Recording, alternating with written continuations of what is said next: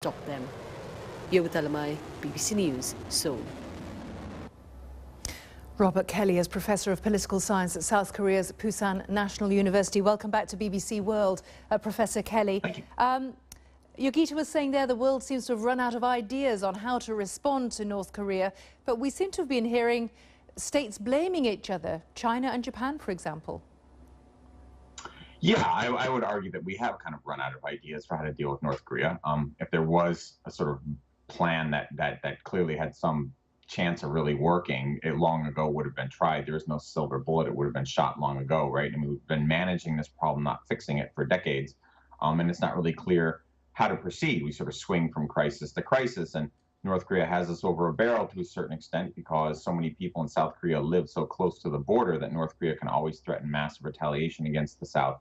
And so that really limits our ability to roll out punishing options against the North, and that forces us back into talks yet again and again.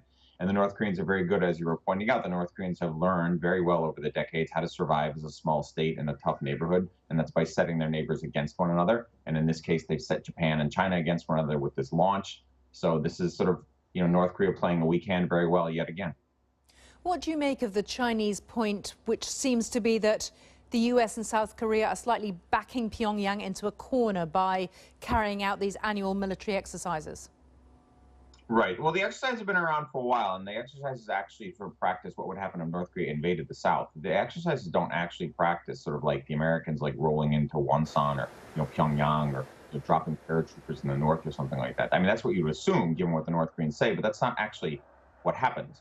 The exercises are primarily about interoperability. South Korea has a conscript army where the turnover rate is about once every 2 years, and so all these new guys have to be, most of them are men, right, have to be trained. And so the Americans have to exercise and train with them on a fairly regular basis. That's why this happens.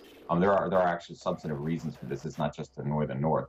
But I think the North uses this as a way to express its displeasure. That's why they do these missile tests. To a certain extent, the exercises have become a cover for North Korean misbehavior.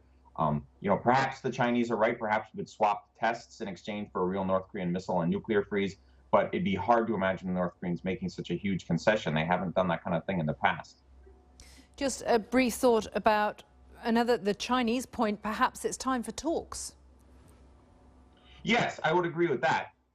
We have to find a way to talk to North Korea. Everyone would like to do that, but the North Koreans have sort of flim-flammed the talks in the past, right? And we're sort of accustomed more to North Korean shenanigans than North Korean good faith at the negotiating table. That doesn't mean we shouldn't try. We should, but we have to go in with a fair amount of skepticism that the North Koreans are going to either cheat or otherwise sort of find some way to back out. This is what happened the last time there was a major deal between North Korea and the United States 5 years ago. So sure, we have to keep trying, but I think the real story in the future is going to be unilateral moves towards defense, specifically missile defense, by Japan, South Korea, and the United States. Robert Kelly, always good to speak to you. Thank you.